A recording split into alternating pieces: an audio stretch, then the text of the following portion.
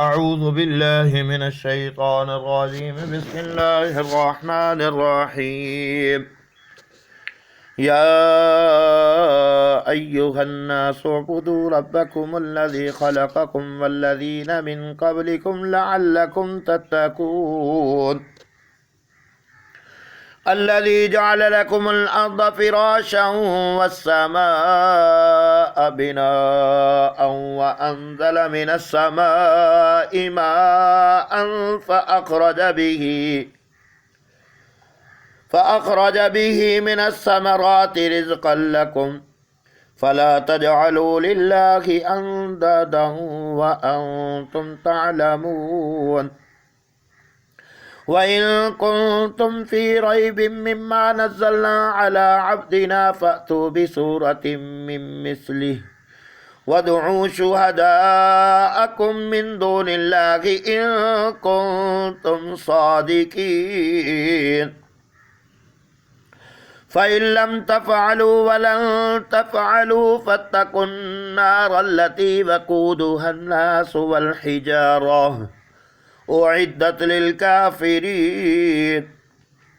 وبشر الذين آمنوا وعملوا الصالحات أن لهم جنات تجري من تحتها الأنهار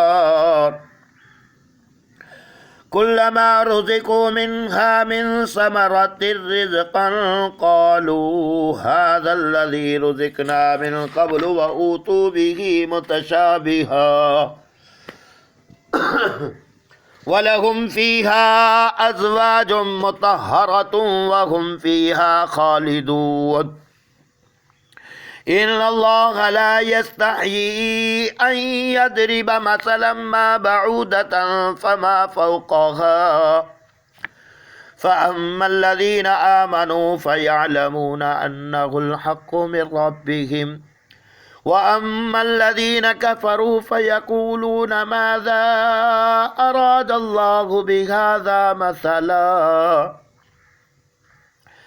يضل به كثيرا ويهدي به كثيرا وما يضل به إلا الفاسقين الذين ينقضون عهد الله من بعد ميثاقه ويقطعون ما أمر الله به أن يوصل ويفسدون في الأرض أولئك هم الخاسرون. كيف تكفرون بالله وكنتم أمواتا فأحياكم ثم يميتكم ثم يحييكم ثم إليه ترجعون. هو الذي خلق لكم ما في الأرض جميعا ثم استوى إلى السماء فسواهن 7 سماوات وهو بكل شيء عليم. وإذ قال ربك للملائكة إني جاعل في الأرض خليفة قالوا أتجعل فيها من يفسد فيها ويسفك الدماء ونحن نسبح بحمدك ونقدس لك قال إني أعلم ما لا تعلمون. وعلم آدم الأسماء كلها ثم عرضهم على الملائكة فقال أنبئوني بأسمائها آمنت بالله صدق